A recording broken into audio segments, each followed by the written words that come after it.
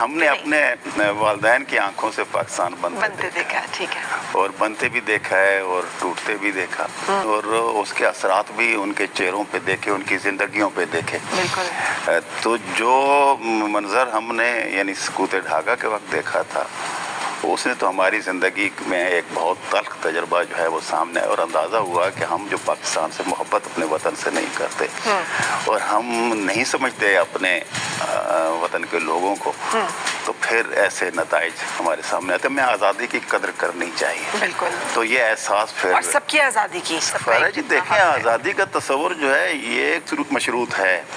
यानी मेरे लिए इतनी आज़ादी है कि मेरे हाथ की ज़द में कोई नहीं आ रहा, उससे आगे मैं अगर करूँगा तो वो मेरी आज़ादी नहीं होगी। कुछ कवायद और ज़वाबित होते हैं, उनके अंदर रह के होती है। बिल्कुल। तो वो ज़ाहिर है मुल्क जो है, जो सल्तनत आपकी है, जो मुल्क आपका है, जिसमें आप रह रहे हैं, तो जिन लोगों के साथ रह रहे हैं उनके साथ मशरूत आज़ादी हमारी होती है, इसे समझना चाहिए। तो ये मादर पिदर आज़ादी वाली बात नहीं है, बल्कि एक ज़िम्मेदार शहरी की, एक कौम के फ़र्द की हैसियत से हमारी बहुत सारी ज़िम्मेदारियाँ हैं, उनके साथ ये आज़ादी का तस्वर भी